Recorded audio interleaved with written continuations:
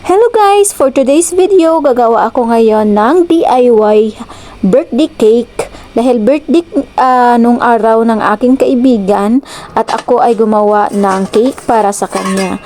So meron pala ako ditong lutuan ng cake guys na may butas na makukuha siya sa ilalim. So yan ang gagamitin natin para madali lang natin siya i-unmold mamaya.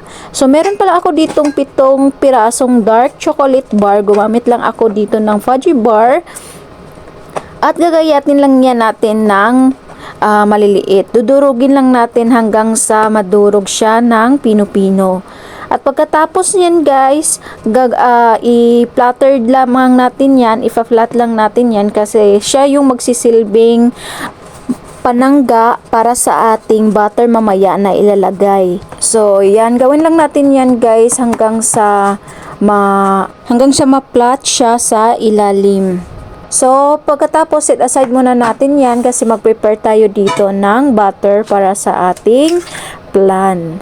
OB plan. So, meron pala ako ditong 2 itlog at naglagay din ako dito ng 1/2 TSP vanilla, 1/2 cup ubi condensed, 1 cup evaporated milk, at gumamit pala ako dito fresh milk kasi wala akong evap. So, pwede kayong gumamit ng evap or fresh milk. So, halo-haluin lang natin yan hanggang sa mahalo yung itlog. Halo-haluin natin magbuti bago natin ilagay sa apoy. So, sa pan naman, naglagay lang pala ako dyan ng 1 TBSP OV flavor. So, wala akong OV flavor na jelly. Gumamit lang ako dito ng clear. Pero naglagay ako dito ng OV food coloring. So, naglagay pala ako dyan ng 2 TBSP cornstarch at 1 1/2 cup water. So, yan. Naglagay ako dyan yung food coloring kasi wala ako doon na ubi jelly. Kaya naglagay ako ng food coloring. So, kung meron kayong OV jelly, pwede din yun lang ang gagamitin nyo.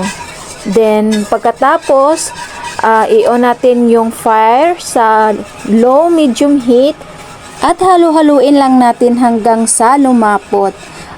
Huwag natin hayaan maburn yung sa ilalim kasi magiging mapait po siya. So, pagkatapos kumalapot na ang ating OV mixture, ilalagay na natin doon sa ating chocolate bar at palamigin.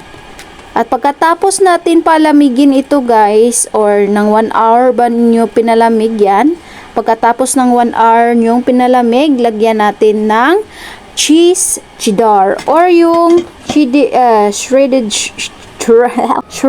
cheese. So, ginanyan ko lang paglagay yung cheese guys kasi naglagay ako ng decoration dyan sa gitna. Pwede din ding lagyan sa gitna kung gusto nyong cheese lang. Pero yan ang ginawa ko guys kasi naglittering pa ako. So ito ng aking DIY chocolate OB plan. Thank you for watching. Bye!